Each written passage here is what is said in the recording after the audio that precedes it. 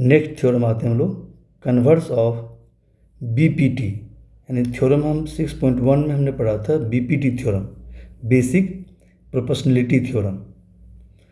अब इसी का कन्वर्स है कौन, थ्योरम 6.2, इसी बोलते हैं converse of BPT.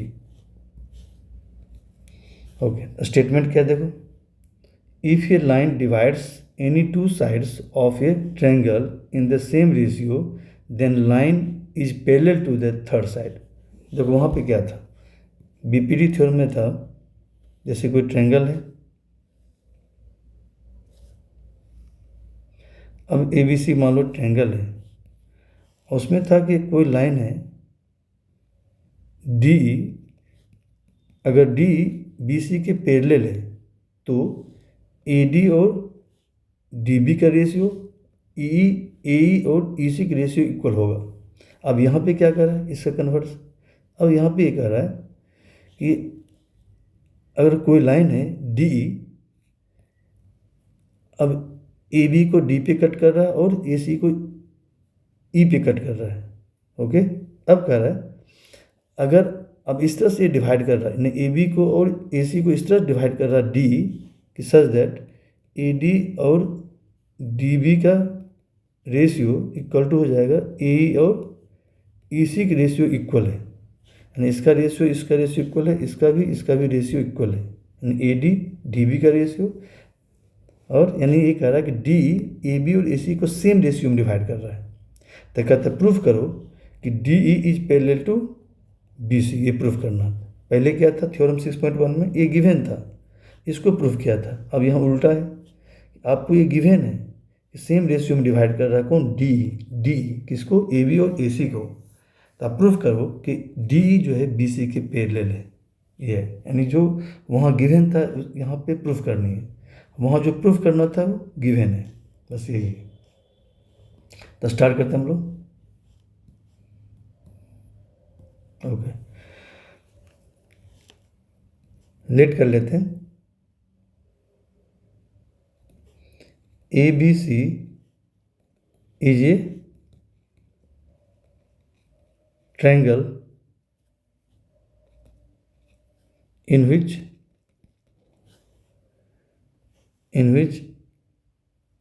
DE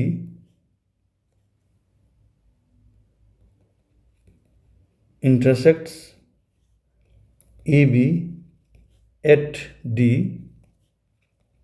and intersect AB at D and AC at E such that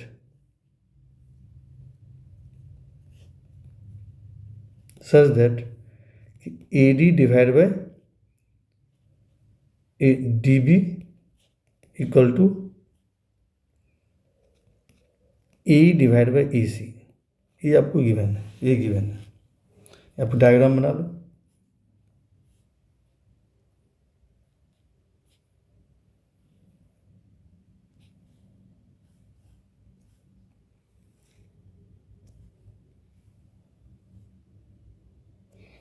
A B सी एक ट्रायंगल है, अब डी ई कोई लाइन है डी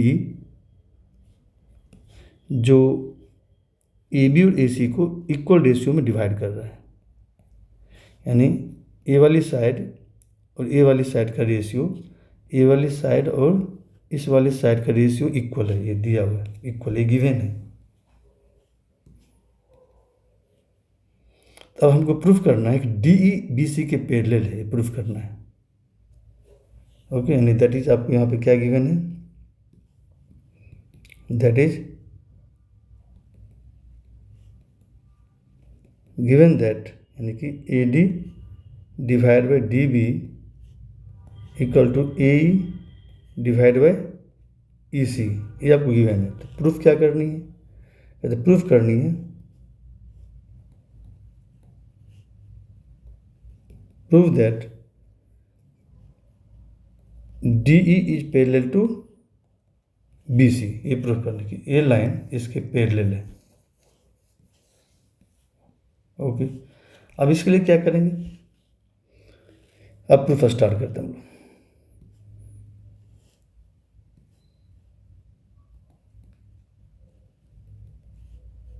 प्रूफ स्टार्ट करते हैं। सपोज कर लेते हैं डी ई बी सी के पैरेलल नहीं है, हमने कॉन्ट्राडिक्शन से इसे प्रूफ करेंगे। सपोज कर लेते हैं डी ई बी सी के पैरेलल नहीं है।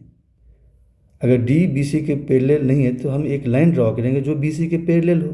तो सपोज कर लेते हैं डी एफ एक लाइन है जो बी सी के पैरेलल है। डी एफ एक लाइन है, डी एफ जो बी सी के पैरेलल है। यहाँ क्या करते हैं, सपोज कर लेते हैं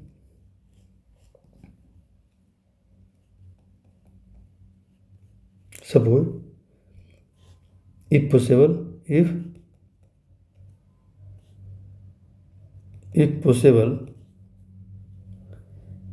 DEE is not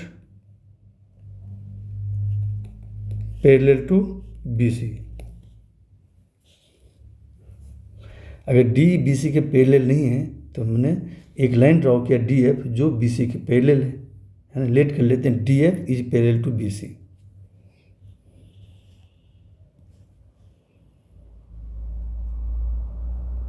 लेट कर लेते हैं D F is parallel to B C. अगर डी एफ बी सी के पैरेलल है, अभी हमने थ्योरम 6.1 पढ़ा हुआ है। अगर डी एफ देखो, डी एफ ए बी को डी पे कट कर रहा है और ए सी को एफ पे कट कर रहा है, और D F B C parallel है। डी एफ के बी सी के अगर पैरेलल है तो हम थ्योरम 6.1 में क्या पढ़ा कि ए डी और बी सी डी बी का रेशियो और ए एफ और एफ सी का रेशियो इक्वल हो जाएगा। तो वही यूज करेंगे थ्योरम, कौन सा, B P T theorem use करेंगे। तो लिख देंगे अब जो सिंस लिखेंगे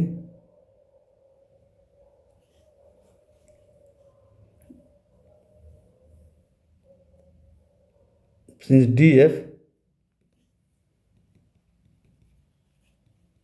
intersects AB at point D and AC at point F, ये करना। एंड क्या है, D F is parallel to B C, जो हमने सपोज किया है डी एफ बी सी के पैरेलल है। तो by B P T theorem तो क्या कहता है कि इक्वल रेशियो में डिवाइड करेगा। ए डी और बी डी का रेशियो ए एफ और एफ सी का रेशियो इक्वल हो जाएगा। Therefore A D divide by D B equal to A F divide by F C by B P T theorem. ठीक है, इसे equation मान लो फर्स्ट। इसे क्या मान लेंगे, इसे इक्वेशन फर्स्ट मान लो। बट गिवन है, क्या गिवन है आपको, देखो तो आपको गिवन है कि ए डी और डी बी का रेशियो ए ई और ई सी का रेशियो इक्वल है ना। बट आपको क्या गिवन है, A D divide by D B equal to A divide by E C, ये आपको गिवन है। ई सी ये आपको क्या गिवन है। इसी इक्वेशन मान लो सेकेंड। ओके, अब देखो फर्स्ट और सेकेंड के देखो, दोनों का लेफ्ट हैंड साइड इक्वल है। दोनों का लेफ्ट हैंड साइड के देखो तो A D divide by D B और A D divide by D B, दोनों का लेफ्ट हैंड साइड इक्वल है। इसका मतलब दोनों का राइट हैंड साइड भी इक्वल होगा, यानी ए वाले ए दोनों इक्वल हो गया। देखो फर्स्ट और सेकेंड इक्वेशन में दोनों का लेफ्ट हैंड साइड इक्वल है, इसका मतलब दोनों का राइट हैंड साइड भी इक्वल होगा। तो फ्रॉम फर्स्ट एंड सेकेंड दोनों का राइट साइड इक्वल हो गया। लिख देंगे from equations first and second. तो दोनों का क्या हो गया, राइट हैंड साइड इक्वल हो गया। ऐसा क्यों, क्योंकि दोनों का लेफ्ट हैंड साइड इक्वल है। तो क्या होगा, A F divide by F C equal हो जाएगा A E divide by E C. Okay, अब देखो दोनों साइड हमेशा करते तो 1 प्लस कर देते हैं। अब 1 प्लस करने से फायदा क्या होगा, देख लो।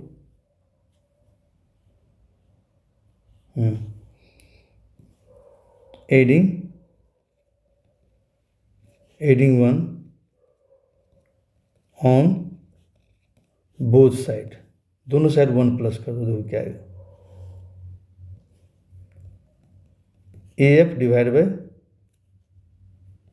F C plus 1 equal to A E divide by E C plus 1। Simplify LCM लो, तो एफ सी एलसीएम आएगा यहाँ, तो ऊपर में ए एफ आएगा और प्लस ये इसमें मल्टीप्लाई हो जाएगा, कितना होगा एफ सी। यहाँ वही करो, ई सी एलसीएम आएगा, यहाँ तो ए ई आएगा और इसमें क्या होगा, ई सी मल्टीप्लाई हो जाएगा, क्या होगा ई सी। अब देखो बच्चे, अब देखो डायग्राम देखो, A F plus F C क्या होगा, देखो डायग्राम देखो, ए एफ तो क्या है, ए एफ क्या है, A F plus F C. तो ए एफ एफ सी को मिला दो तो क्या बनेगा, ए सी बन जाएगा। तो क्या लिखेंगे,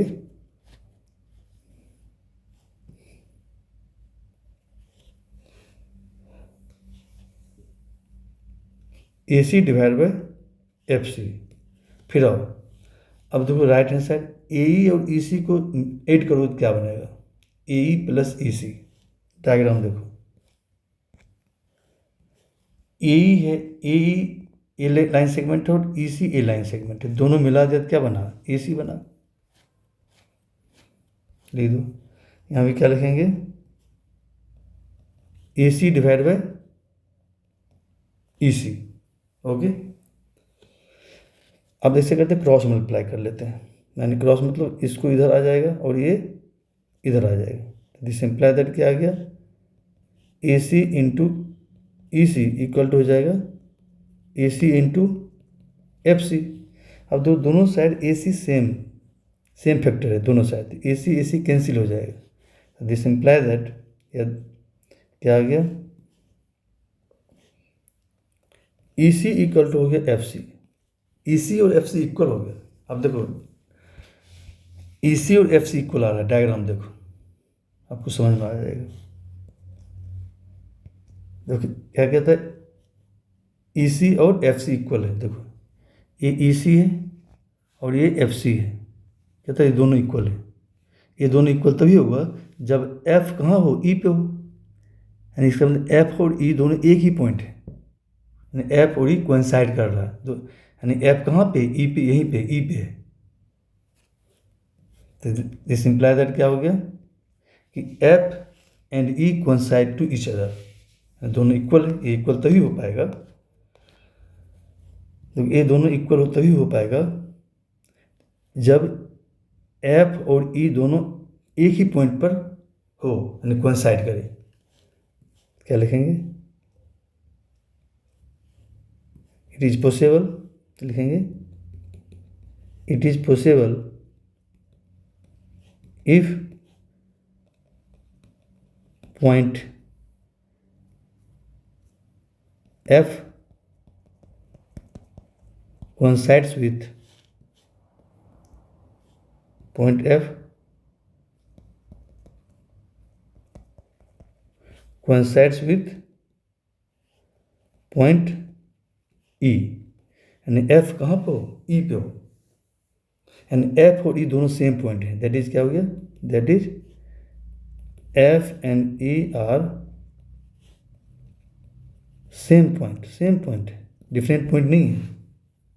तो इसका मतलब क्या है कि अगर आपने क्या, हमने एज्यूम किया था D F is parallel to B C, ये था ना, ये हमने एज्यूम किया था।